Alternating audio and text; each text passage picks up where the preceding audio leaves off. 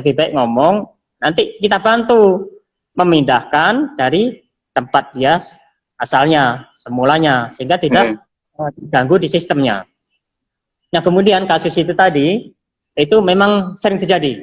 Dan mohon maaf, kemarin itu sering terjadi itu di BPJS. Di BPJS. Nah, jadi ini mau kami koordinasikan juga. BPJS kemarin udah saya tegur, mohon maaf Pak, pas Vikon hari Kamis kalau salah saya, dengan BPJS. Tapi jangan masyarakat yang dibebani. Kalau seandainya di BPJS itu tidak connect, data tidak connect, jangan masyarakat ke dinas dukcapil, kan gitu kan? Mestinya pihak instansi, pihak pengguna data, katakanlah di sini BPJS, itu yang koordinasi ke dinas dukcapil, kan gitu kan? Nah kalau antar instansi, ya mungkin bisa agak gimana ya, agak cepat gitu. Nah kalau masyarakat misalnya BPJS sekarang perintahkan baliklah ke dukcapil, katakanlah bahwa ini tidak connect. Nah kadang ke BPJS saja mungkin sehari baru selesai, sore baru ketahuan bahwa itu tidak connect. Besoknya ke dukcapil, kadang nggak sempat segala macam, akhirnya kan molor waktu. Nah ini udah pernah kami ini, sering kami sampaikan ke ini, kemarin kebenaran ada Vikon dengan BPJS, dengan Pak Sekda segala macam. Nah itu saya sampaikan ke Pak BPJS, kepala cabangnya, jangan masyarakat yang disuruh ke dukcapil, jangan masyarakat yang dibebani. Mestinya BPJS koordinasi ke kami, nggak mesti pakai formal pakai surat segala macam, WA aja lah. Misalnya kepalanya atau bagian yang bidangi apa itu sampaikan ke saya atau ke operator saya atau petugas saya, kasih tahu ini tidak connect, kan cepat kan? Nah, sehingga masyarakat nggak korban. Ini saya katakan masyarakat korban, mohon maaf. Nah, akhirnya kemarin BPJS juga, ya terima kasih Pak Kadis. Pak Kadis sudah berbuat itu sangat-sangat bagus sekali, dipuji kemarin itu. Ya nanti minta nomor HP yang bisa dihubungi. Saya bilang sementara waktu hubungi HP saya nggak apa-apa, ke WA saya nggak apa, WA kan aja bahwa yang atas nama ini, nick ini belum connect. Nah gitu. Nah termasuk juga tadi kemana tadi? Bank apa kemana tadi? Ke bank katanya. Ke bank nggak salah. Notaris Pak. Notaris. Nah ke notaris itu ya bisa juga nanti ke notaris itu berarti artinya ke ini, ke mana, ke BPN kan? Ke BPN atau notaris. Kalau balik nama ini loh, sertifikat tanah loh, ya nggak apa-apa. Notaris atau BPN atau pihak pengguna data kami nanti akan kami buat surat resmi bahwa kalau ada ketidakkonektivitasan NIK masyarakat kita khususnya Kota Bengkulu, nah biar yang pihak pengguna itu instansi yang bersangkutan, jangan masyarakatnya. Kalau masyarakat kasihan wirawiri. Nah ini ada inisiatif kami, ide kami, sehingga masyarakat tidak terbebani nantinya. Oke, nanti akan kita bantu nanti. Oke, semoga bisa menjawab itu apa yang ditanyakan tadi. Oke, terima kasih masyarakat. Nanti kami ini Pak, gimana? Pak, bagaimana yang buat akte kelahiran online? Kok akte kelahirannya kayak di print, itu perlu diperbarui lagi apa tidak Pak? Nah begini, akte kelahiran online Pak. Ya ada Permendagri baru bahwa kita untuk khususnya untuk akte online, ini ada dua ya, udah ada dua versi. Kita ada punya tanda tangan elektronik online. Kemudian ada khusus untuk penerbitan akte kelahiran online. Sementara itu baru akte kelahiran online. Nah, itu pertama yang bersangkutan harus melampirkan nomor handphone. Yang kedua harus punya email. Nah, kendala email ini kadang tuh banyak masyarakat yang nggak punya email. Nah, tapi kita ngambil kebijakan, saya udah ngapor ke Pak Dijen, kita bantu masyarakat yang nggak punya email, ya pokoknya kita akali jangan sampai terkendala kan. Nah, kemudian masyarakat itu yang punya email, yang punya nomor HP dan punya email tadi, itu bisa mencetak di rumah dimanapun, ataupun mencetak langsung balik lagi ke dinas dukcapil bisa kami cetakkan. Dan kemudian ada Permendagri baru tahun 2019, nomornya lupa 108 nggak salah, atau 118 kemarin, bahwa Sekarang tidak perlu pakai belangko yang selama ini yang kita pakai. Sekarang cukup pakai kertas HPS. Jadi nggak perlu diperbaiki lagi, nggak perlu dicetak ulang lagi. Yang dicetak di rumah itu pun itu sudah nggak masalah lagi. Cuma memang kesannya kayak fotokopian. Kesannya, termasuk kakak. Tapi itu berlaku ya Pak ya, maksudnya itu resmi itu kan? Nggak usah, masyarakat nggak usah khawatir. Itu udah berlaku, Yang penting bukan berarti yang penting itu apanya Pak? Yang penting ada barcode-nya ya. Nah, barcode itu kan itu yang penting. Itu yang penting, bukan fisik bentuk dan segala macamnya tuh. Yang penting barcode-nya. Barcode bisa dicek dengan aplikasi atau dicek dengan detektor apa tuh. Nah, nanti asli enggaknya nanti ketahuan. Kalau nggak asli dia nggak bisa nggak bisa muncul. Kalau asli keluaran kita nanti ketahuan itu, gitu ya. Dan itu nggak perlu kita sudah ada resmi dari Pak Dirjen dan kita sudah mensosialisasikan, dan khusus untuk jajaran di Polri itu sudah paham, mereka sudah ada, khusus dari Kapolri kemarin itu, bahwa yang akte kelahiran, KK dan dokumen adminduk lainnya yang sudah ada barcode itu tidak perlu legalisir lagi. Nah, walaupun kita sudah print, difotokopi, itu nggak perlu dilegalisir lagi. Yang penting barcode-nya dicek, itu alat untuk ngecek itu, barcode itu. Jadi nggak perlu dilegalisir lagi. Berarti itu sudah resmi Pak ya? Sudah resmi, udah aman, itu nggak masalah. Ini banyak juga yang nanya nih Pak, masalah belangko KTP itu memang sudah ready atau masih putus-putus? Maksudnya itu habis itu kita nunggu lagi kayak itu. Untuk saat ini gimana itu untuk belangko KTP Pak? Sementara waktu kami ada sisa belangko itu kurang lebih sekitar 700-800 keping. Cuman kendalanya itu tuh ribbon kita, film kita lagi habis, belum datang, belum nyampe kiriman dari pinjaman kita. Apa dari perusahaan itu masih ragu karena utang kita kemarin belum dibayar sekitar 20 jutaan lebih, atau memang masih di jalan. Kemarin udah saya hubungi, katanya masih di jalan katanya. Udah dikirim katanya. Nah, kemudian untuk belangko, kalaupun nanti ribbon atau film nyampe, itu kalau cuma 700-600 itu paling 2 hari 3 hari udah habis kan. Nah, kemudian untuk pengambilan belangko ke Jakarta, kita terkendala dengan adanya kasus virus COVID-19 ini. Nah, itu yang jadi kendala kami. Nah, makanya sudah ada kebijakan dari Pak Dirjen dan desakan dari kami, ya alangkah baiknya, alangkah efektifnya untuk membantu masyarakat, dan masyarakat jangan dirugikan. Gimana kalau dikirim dari direktorat? Nah, kemarin sudah disetujui oleh Pak Dirjen dengan beberapa persyaratan, dengan beberapa pernyataan harus kami tanda tangani, akhirnya disetujuilah pengiriman belangko nantinya dari Direktorat Jenderal Kependudukan dan Pencatatan Sipil, Kementerian Dalam Negeri Republik Indonesia. Nah, kemudian saran dari Jakarta juga diupayakan itu per provinsi, melalui provinsi. Nah, ini nunggu dari provinsi kan tentunya nunggu dari kabupaten lain, bukan kota aja yang dilayani. Itu terkendala sementara waktu itu, jadi nanti masyarakat harus bersabar. Kemarin kami juga mau ngutus anak buah kantor supaya berangkat menjemput belangko KTP. Cuma kendalanya itu tadi, bisa berangkat, cuman sampai Jakarta kan harus isolasi dulu 14 hari.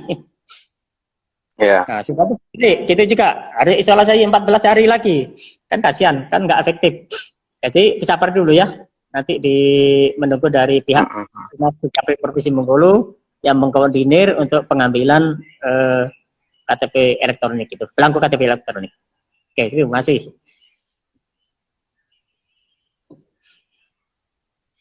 Oke. Ini ada pertanyaan lagi, Pak. Siap. Ada web yang bisa daftar online enggak? Tanyakan sama Bapak, kata Cak di Lebong ada alamat webnya. Kemarin gaya yang ngurus, bentar aja di Lebong 2 hari lah selesai. Kami butuh nian kakak untuk BPJS. Maksudnya ada untuk Capil Bengkulu, Kota Bengkulu khususnya ada bisa bikin sendiri di website nggak Pak katanya? Dia nanya seperti itu. Untuk sementara waktu kita pertama yang di luar KTP ya, sebentar saya jelaskan. Untuk yang di luar KTP itu WA itu kan di foto aja, syaratnya di foto, di lewat WA, nanti kami proses, dilampirkan dengan email. Selesai kami beritahukan, cetaklah sendiri lewat email itu. Itu khusus untuk akta kelahiran ya. Ya kemudian akta kelahiran yang ini yang online. Kemudian untuk kakak demikian juga lewat WA, nanti dikabari bahwa kakaknya udah selesai. Nah khusus untuk KTP elektronik kita punya apa namanya, nanti ini kan sebenarnya udah saya sebar, itu ada webnya khusus untuk ini KTP elektronik, itu udah ada kita. Nanti sistemnya gimana itu Pak? Ya nanti dibuka webnya itu, dibuka ininya tautannya itu, nanti di situ ada ngisi persyaratan segala macam, nanti ini dengan kawan-kawan kantor direkap dan diteliti. Nanti langsung dikabari, langsung otomatis bahwa KTP elektronik bisa diambil. Kalau itu udah jalan tuh, khusus KTP elektronik. Khusus KTP elektronik. Nah, sudah ada tuh, ada aplikasinya.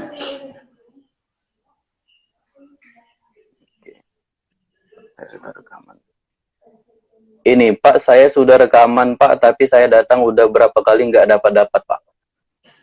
KTP itu Pak, Rekaman kapan? Nah itu nggak dikasih tahu ini.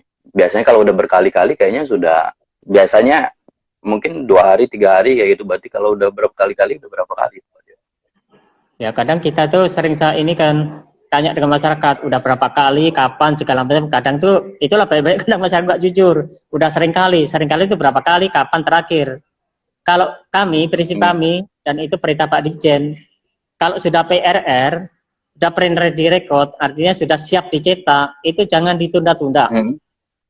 Dengan catatan, blanko KTP elektronik ready, jaringan bagus, datu tinta dan apanya tadi, filmnya itu ready. Itu dengan catatan. Oh itu ininya. Syaratnya Pak ya? Ya, betul. Cak mana yang nama pindah dari luar apa lagi nih? Nah ini Pak, katanya saya buat KTP 2012 habis berlaku 2017, tapi ketika ganti menteri katanya EKTP yang sudah ada tidak perlu diperbarui lagi, dan EKTP yang sudah ada berlaku seumur hidup. Masih berlakukah itu Pak? Nah gini, itu sebenarnya ada surat resmi dari Dirjen Dukcapil bahwa bagi masyarakat yang masih memegang KTP elektronik yang masih ada masa berlakunya, itu sudah dibakukan seumur hidup. Jadi sebenarnya itu tidak perlu diganti lagi. Nah, cuman kadang ada walaupun ini Pak ya, walaupun di KTP itu masih ada kayaknya, contohnya orang bikin EKTP tahun 2012, berarti masa ada tertulis di sana masa berlakunya 2017 kan? Tapi itu tetap terhitung seumur hidup ya? Udah ada dibakukan seumur hidup, sudah dibakukan. Nah, cuman kadang kita juga ini memaklumi, kadang pihak pengguna, kadang pihak pengguna yang masih rewel tuh, maka ragu-ragu. Kadang Pak Dirjen juga pernah marah itu. Kalau masih ada yang ngeyel, perlu ngelapor ke Dirjen. Tapi udah sekarang sudah mulai paham. Dulu dari pihak bank yang belum mengakui, kenapa kok masih ada masa berlaku dan segala macam. Dan kami akui juga, dan kami sudah melapor ke pusat. Yang sering terjadi itu kemarin itu ada beberapa orang dosen ngambil S2, S3 ke luar negeri. Nah, ternyata mereka di samping diminta paspor, diminta KTP seperti di Singapura, di Malaysia dan Thailand, nggak salah apa Filipina kemarin. Nah, diminta KTP elektronik itu ada masa berlaku. Nah, ternyata di sana juga bermasalah. Akhirnya ya mau tak mau ya kita ganti karena aturan negara lain kan, karena aturan negara lain. Tapi ada cuman beberapa orang aja kok yang ngelapor tuh dari dosen tuh. Nah. Oke, terus apa lagi? Ada yang perlu disampaikan lagi, Pak, mengenai ini tentang pelayanan Capil? Oke, terima kasih. Pada kesempatan yang sangat baik ini, pertama saya terima kasih dengan Bengkulu Info yang telah memberikan kesempatan kami untuk memberikan penjelasan kepada masyarakat tentang pelayanan kami, sehingga kita bisa memberikan gambaran kepada masyarakat, penjelasan kepada masyarakat, kendala-kendala ataupun masukan ataupun keluhan-keluhan masyarakat kepada kami. Nah, makanya tadi sudah saya jelaskan beberapa hal tentang keluhan-keluhan yang sering dikeluhkan oleh masyarakat. Nah, oleh karena itu kami juga pertama mohon maaf, yang kedua kalinya kepada masyarakat ya tolong berikan masukan kami apa kendala yang ada dan apa-apa yang harus kami lakukan. Nah, sehingga jangan sampai kita kan alamnya udah alam keterbukaan, zaman keterbukaan. Saya pun di kantor juga, walaupun kepala dinas, walaupun pimpinan, dengan anak buah pun saya nggak bisa. Kalau itu masukan yang positif, yang baik dari anak buah saya, itu tetap saya koordinasikan. Namun demikian saya juga sekali lagi kepada masyarakat atas nama pemerintah Kota Bengkulu melalui Dinas Dukcapil, permohon maaf kalau seandainya kendala-kendala yang dihadapi oleh masyarakat. Dan kami berupaya untuk melakukan perbaikan-perbaikan, nah sehingga pelayanan kita nanti bisa maksimal, bisa memuaskan masyarakat. Nah, tentunya sekali lagi kendala itu tadi sebenarnya kendala teknis, contohnya tadi masalah menghadapi kasus virus COVID-19 ini, kita kan melalui media online, WA dan segala macamnya. Tadi udah saya jelasin kendala kami, kendala teknis kami itu tadi. Pertama yang harus diteliti itu ratusan lembar di HP kecil lagi, tentunya kan harus memakan waktu. Itu perlu dipahami. Sekali lagi syarat-syarat berkas-berkas yang masuk lewat WA itu tetap kami proses. Oke.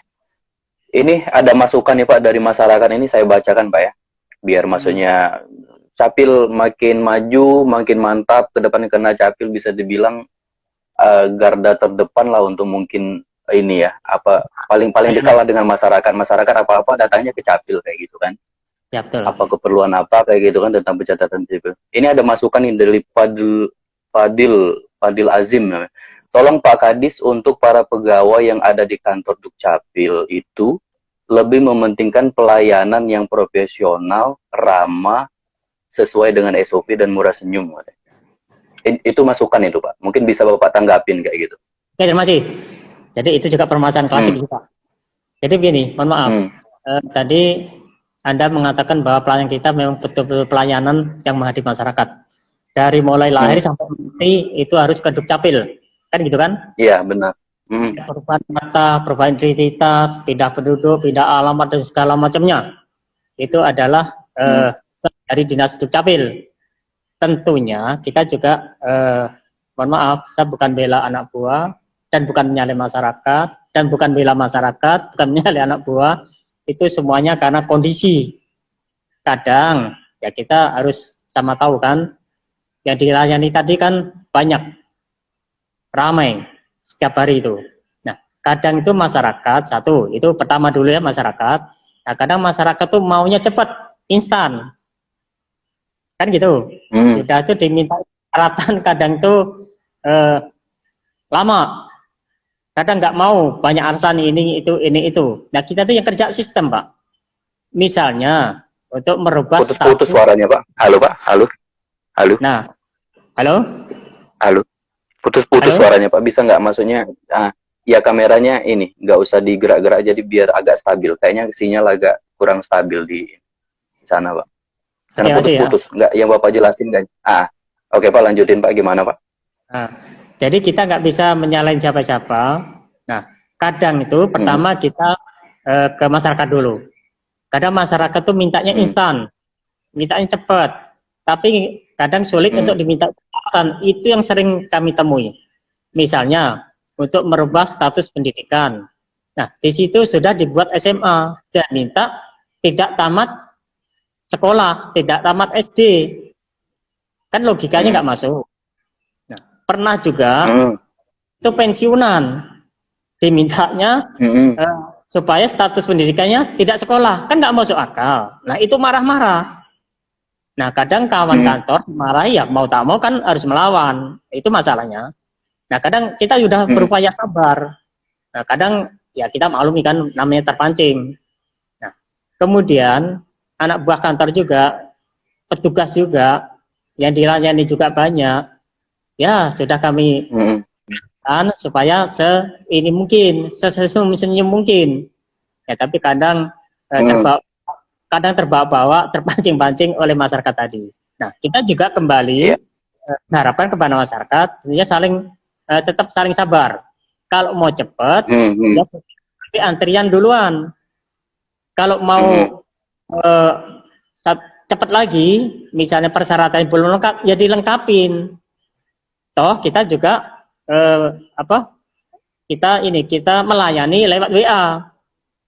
Contoh ya, akte kematian itu diusulkan, dilaporkan oleh lurahnya. Cukup nama, tempat tanggal lahir, di mana meninggal, anak urutan keberapa, sudah. Langsung kami cetak, langsung kami terbitkan akte kematian.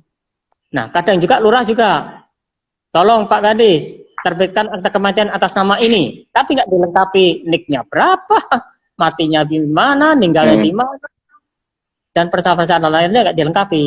Nah, kadang ditanya juga nggak tahu loh, macam mana? Kita juga nggak berani karena sistem. Nah, perubahan status perkawinan gitu juga. Kadang ditanya akte nomor buku nikahnya, ya katanya buku nikah nggak ada lah, terbakar lah, dan segala macam alasan lah. Nah, sistem nggak mau, sehingga di print itu keluarnya kawin tidak tercatat. Nah, sehingga masyarakat juga marah. Nah, itu contoh aja lah, salah satu contoh aja. Jadi kita sama saling pengertian, saling memahami lah. Kalau seandainya persyaratannya diminta oleh operator, oleh petugas, ya dipenuhi aja. Nah, kalau dipenuhi, nggak ngotot, tentunya kawan kantor juga langsung menerbitkannya, memprosesnya. Itu aja. Nah. Ini ada satu lagi nih, ini terakhir Pak, ini terakhir. Ini yang masalah pelayanan online tadi Pak, ini ada yang nanya nih, lewat WA tapi nggak pernah direspon, itu bagaimana Pak katanya?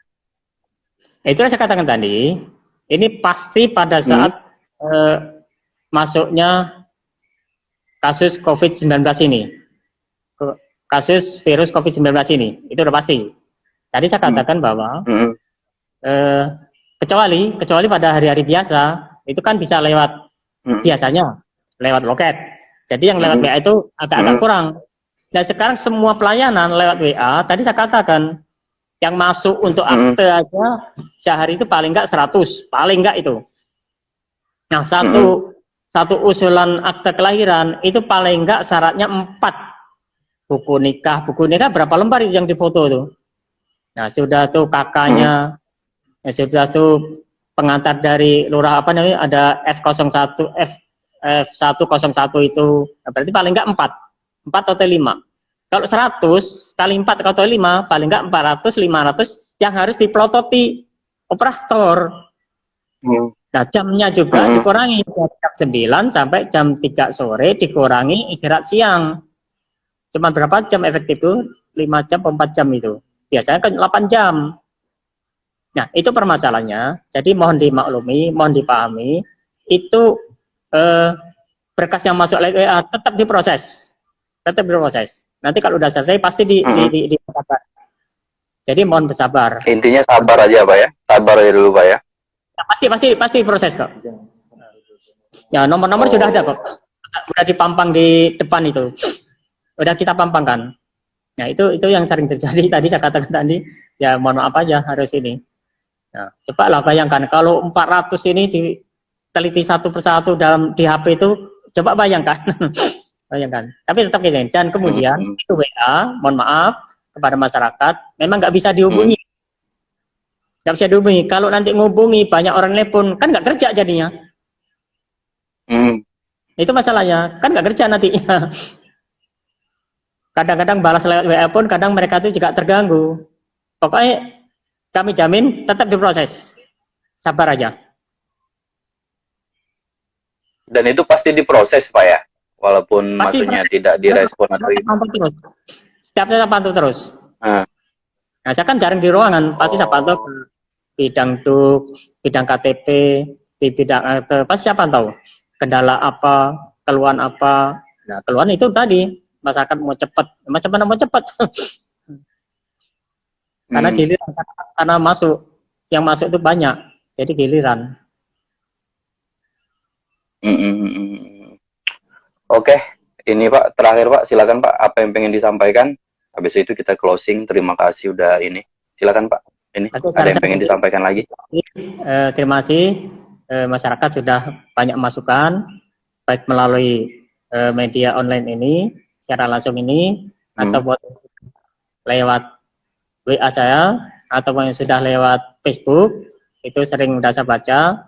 Nah, di Facebook itu sudah saya posting persyaratan dan segala macam, siapa yang dihubungi, dan sudah saya jawab bahwa kita harus bersabar, bahwa yang masuk setiap hari itu ratusan, dikalikan beberapa persyaratan, tentunya kita harus saling memahami. Dan sekali lagi, atas ketidaknyamanan ini, atas nama pemerintah Kota Bengkulu, melalui Dinas Dukcapil Kota Bengkulu, kami tentunya juga mohon maaf, dan semua masukan dan semua kendala, semua keluhan itu menjadi bahan kami untuk perbaikan pelayanan kami. Saya rasa itu aja.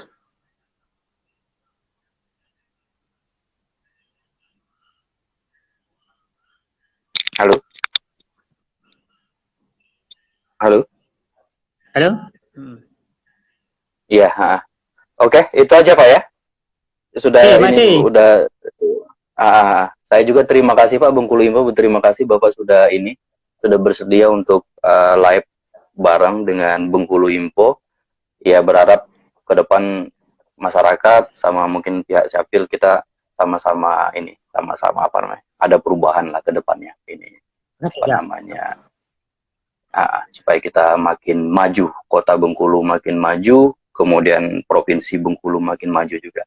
Tujuan Bengkulu Info Pak, ya mengeposting atau apa itu tidak ada maksud apa-apa, kita cuma tujuannya nggak ada yang lain, cuma supaya mungkin kalau pelayanan selama ini agak banyak lika-likunya, mungkin agak dipercepat lagi kayak itu. Supaya kita intinya satu Pak, Bengkulu Info Bengkulu Info nggak ada tujuan apa-apa, tujuannya supaya kita Bengkulu makin maju dan masyarakatnya makin terlayani dan lain sebagainya. Itu aja Pak, nggak ada maksud apa-apa.